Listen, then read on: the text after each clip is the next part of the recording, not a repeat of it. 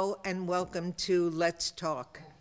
Today, once again, we are honored to have State Senator Nan Rich with us to discuss the last legislative session, which she does for us every year, and I thank you for that. It's a pleasure. It's something that the residents need to know what's going on in Tallahassee. So what went on in Tallahassee? Well, did we get anything good passed? Actually, we did get a couple of good things passed. A couple of things in the area of children's issues, which is near and dear to my heart. It's one of the things you right. advocate for all the time. Yes, I've been a strong advocate of the Kid Care Program, which is the federal-state partnership to provide health insurance for children who are eligible based on income. And there's been a long prohibition for state employees to, who are otherwise eligible, to enroll their children in Kid Care. And I've been trying to kind of fix that for the last 3 years. And finally, this year, not the traditional way, the bill passed in the Senate, but it did not pass in the House, but I was able to get it into what we call the conforming bill. Can we bring it up again next year? And well, it's going to be implemented, so they may have to make some tweaks next year, but the point is that the federal government actually changed the restriction when they reauthorized this CHIP program federally in 2009. They lifted the prohibition on state employees because they realized, it's kind of an interesting story about it, they realized that some states don't pay their state employees enough of a living wage so that they can actually afford insurance for their children. So the Kid Care Program has a copay of $15 to $20 a month, depending on your income, versus the $180 a month Sure. that these families would have to pay to an insurance company for their children. So I think it's wonderful. We're going to have thousands more children insured. We have actually the third highest number of uninsured children of any state in the nation. Over 500,000 children don't have health insurance. So this is an attempt to, begin to help reduce Sure. that number of uninsured children. And truthfully, kids who aren't healthy and don't have primary care, it affects everything in their lives, Absolutely. including their education. Yep. So I'm excited about that. And then one other thing I had to fight again. We passed 40 to nothing for the second year in a row, a bill dealing with the youth aging out of the foster care system. And the House wanted to reduce the age at which we provide support for these youth. Right now it's till 23. And they wanted to reduce it to 21. And the reason why it's so important not to reduce it is that 70% of foster care children who age out at the age of 18 have not graduated from high school. Right. So not only, are they expected to be on their own, but they don't even have a high school diploma. And they have no social skills. They don't know how to balance a checkbook.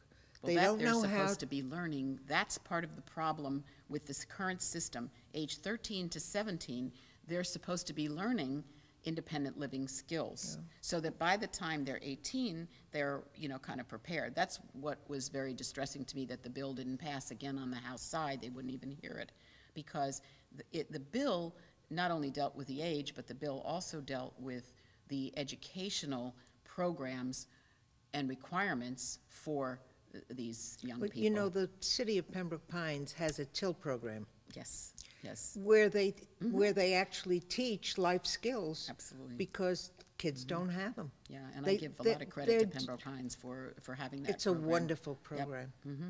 Yeah. We visited there, and I was very impressed with the quality of the kids that are part of that program. Mm-hmm. Really working hard and wanting to be somebody in this society.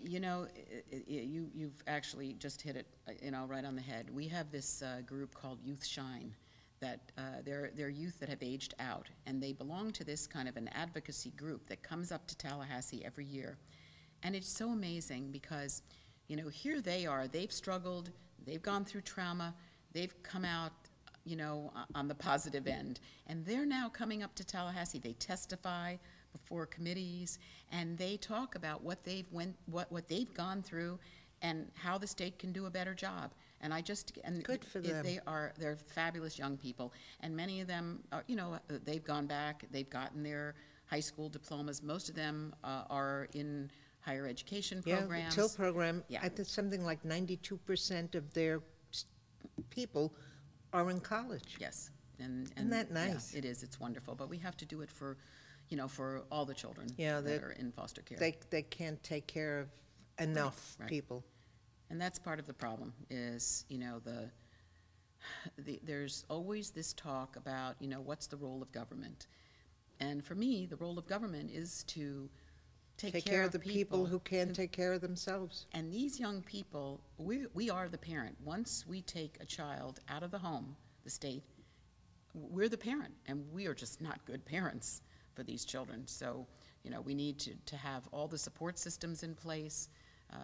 We do have a very good and high rate of adoption, which is, you know, excellent, because Right. obviously these kids need stable, permanent, loving homes. Yeah.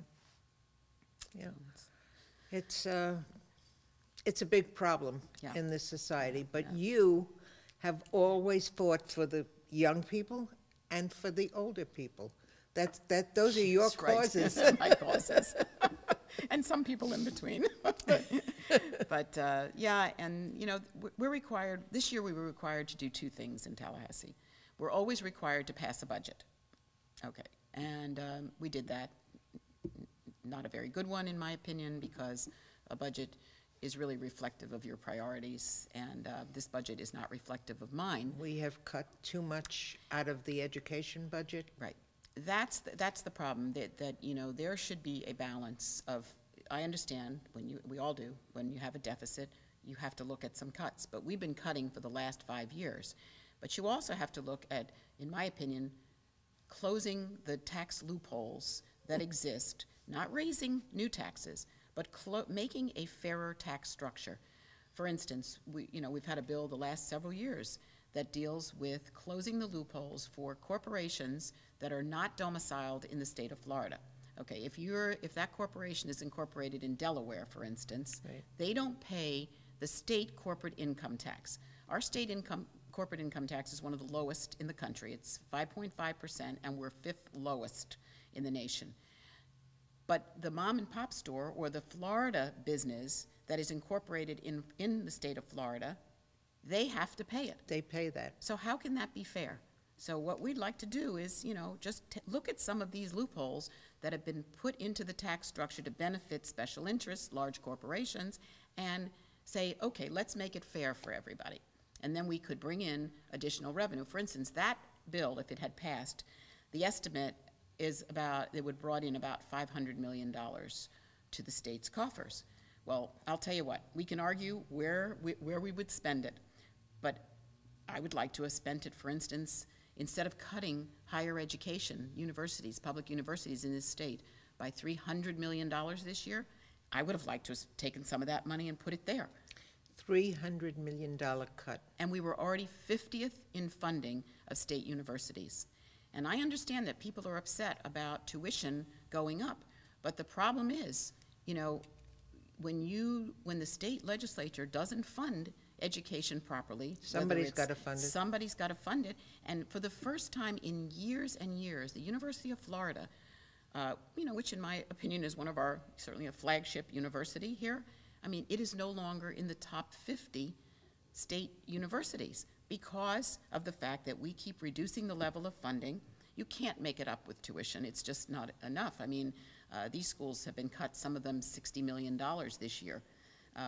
And it's really very sad because, in my opinion, if you want to talk about jobs in the economy, this is the economic engine, our state universities. Sure. Where you help prepare young people for high-skilled, high-paying jobs, the ones that are available out there.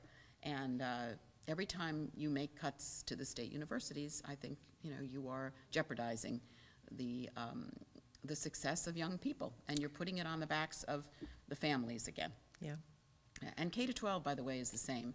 The governor is so proud to say that he put $1 billion into K-12 this year. Well, first of all, that's not even true. $840 million was put in because you have 30,000 expected new students, which you have to fund. You Right. have some stimulus money from the federal government that's going away. So you end up with about $840 million, which may sound like a lot, except that last year the legislature cut $1.3 billion. So you didn't even make up the difference. No. And we are now funding $904 less than we funded per student in 2005. So how can that be good for our education system? And that's why our rating is so low. Yeah. Yeah. In Well- the whole country, we're Well, I give, We're I trailing give our behind. schools a lot of credit and our teachers. I mean, they work hard. Yeah, they're trying, under- but they're they're- under very difficult circumstances Of course. between the high-stakes testing that they're required to do, the fact that, they haven't gotten raises, they've gotten reductions in benefits. Yep. So, it's a tough job. It's a very tough job. So tell me, there were bad bills Yes. that we stopped We did. this year. I'm actually very That's very important. That's as important as getting good bills passed. It is absolutely true, and I'm very proud of the fact I served the last 2 years as the Democratic leader in the Senate, and we are obviously in a minority. We have 12 of 40 members.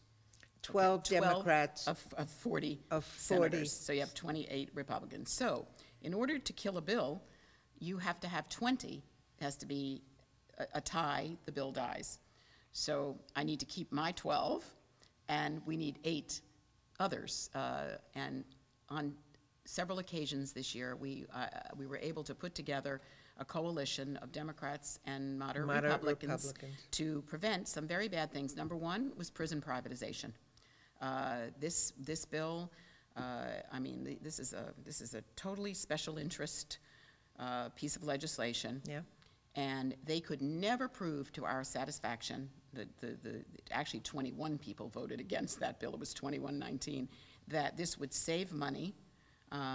We were privatizing public safety. And a lot of us believe that's a role for government, not a role for a private for-profit entity. Yeah. So that bill was killed. The other bill that was incredibly important that it died was the Parent Trigger Bill, which was a bill that would have allowed for-profit management companies to come in and take over public schools. Whoa. Now, I have to tell you, this is appalling because, first of all, the taxpayers have paid for those schools. They belong to us, to everybody who pays taxes. And they should not in any way, shape, or form ever be taken over by a private company. We had incredible advocacy efforts by all kinds of parent groups coming in, talking about true parent empowerment is for, not for private companies to come in, but for parents to be involved in what happens to the school. And we already have mechanisms where schools can become charter schools. I mean, Pembroke Pines obviously has the best example of wonderful charter schools, but your charter schools are not for-profit charter schools. No. And, so there's a difference here. And I will tell you that we have over 4,000 traditional public schools and charter schools in the state with 2.5 million students. About 127,000 of those students go to charter schools. That's all. So when we looked at the failing schools, there are 38, which is, a pretty low number. I mean, we shouldn't have any failing schools, but most of those schools are already in turnaround mode, and half of those are charter schools. Really? So, yes. So the statistics, they're there. You have to look at them, and it was just a terribly inappropriate piece of legislation. And the other part is that it was what they call a model piece of legislation from ALEC, which is the right-wing Republican legislative organization that creates model legislation. They were responsible for the voter suppression bills all across this country 2 years ago, and they're still going on now. This is model legislation that they have created, and we are the first state to say no. And we defeated it on a 2020 vote. And I think that was my proudest moment this year, to be able to protect the taxpayers, to protect our children, and ensure that we have a strong public education system. So very important. Yes, it is. We're so glad that you're in our state senate. Well, let me tell you, this is my swan song. I know. I am term limited. Yeah. And the good news is I'm not going away. I have. You're going to be in. Well, I have opened up a campaign to run for governor in 2014, and I'm excited about that. And we'll see how that all works out. So, but I want to thank you always for the opportunity to come and speak to the people of Pembroke Pines. My pleasure. The people of let them know Pembroke what's Pines going on. need to know what's going on. They're not in Tallahassee, you are. And you're honest and you're hardworking, and we need to hear what you've done and what you couldn't do. Mm-hmm. You know, being 12 out of 40, you can only do so much. Yeah, when people congratulated me originally for this job, I said, I'm not sure if that's congratulations or condolences. But you know what? One thing is I'm a fighter, and I And have everybody knows it. I have a strong set of beliefs, and and I really try to Senator, work to implement those. let's talk about redistricting, which I never understand why we have somebody representing us who who understands us, who works for what we need in our district, and then they're gone. Why? Well, two things. First of all, we have term limits. And We have term Yeah, limits but in the that- state. That's part of it. yeah, but that doesn't control redistricting. No, it doesn't control redistricting, but it does impact, I find, when some issues are, you don't learn them overnight. I know I've spent 8 years in the Senate now working on Medicaid issues. It's a very complicated issue with the federal-state partnerships and, all the stakeholders. And it takes time to learn it. But when when you really know what you're doing, if you're you- gone. you're gone. Exactly, right. But listen, that's the will of the voters. And the thing that bothers me about redistricting is that the redistricting plans, in my opinion, do not reflect the will of 63% of the voters who voted for fair districts. I don't think so either. The Senate map in particular, the first map that went to the court, to the Florida Supreme Court, was declared invalid because it was just so blatantly in violation Partisan. of the standards that were put into the Constitution. The voters said, we don't like the way you're handling this. So You're we don't cutting want up districts. gerrymandering. We don't want incumbent protection. We don't want protection for a particular political party. So all of these things needed to be considered. And unfortunately, I believe, the first map they said was no good. So we came back and met again and passed a second map, which I don't, a couple of the things were fixed, but there's still incumbent protection in the map. And I think that, unfortunately, the court really did not want to draw a whole new map. But there are still lawsuits that are going to be brought forward on these maps, particularly the congressional map. The district that is clearly unconstitutional is the one that runs from Duval County up in Jacksonville all the way down to Orlando. Now, that district is gerrymandered. It is incumbent protection. And it doesn't matter whether you're a Democrat or a Republican. Right. And this seat happens to be held by a Democrat. But it's not right. It's not what the voters Not fair is wanted. not fair. It doesn't matter So politically. the trial court out of Tallahassee, the judge said that, basically for now he's approving the map, but he understands that he's not declaring that the map is constitutional. There will be lawsuits, but unfortunately for the 2012 election, the map will stand as it is. Sure. And that's unfortunate because the voters, a lot of time and effort, and certainly, when you think of 63% of voters voting for something, I You would think the that legislature should pay attention. Absolutely. Right. So You that's put it on where the we are. ballot, Yeah. it gets voted, and then it's ignored. That's terrible. Yeah. Well, as I said, there are the Fair Districts, the League of Women Voters, Common Cause, Democracia. Some of these organizations that have been involved are following up with lawsuits that will take time, and basically the qualifying is in June, so there's not enough time to change the map before this election cycle. But I believe maybe for for the next. 2014, right, it will be changed. Senator Nan Rich, once again, thank you Thank you, so Elaine. very Thank much you so for much. joining us. My pleasure. And As I said. we know we'll see you again next year, Yes, you will. if we don't see you before then. Right. Okay, thank you. Thank you. For OCTV, I'm Elaine Kugelman, and thank you so much for joining us today with our Let's Talk with Senator Nan Rich.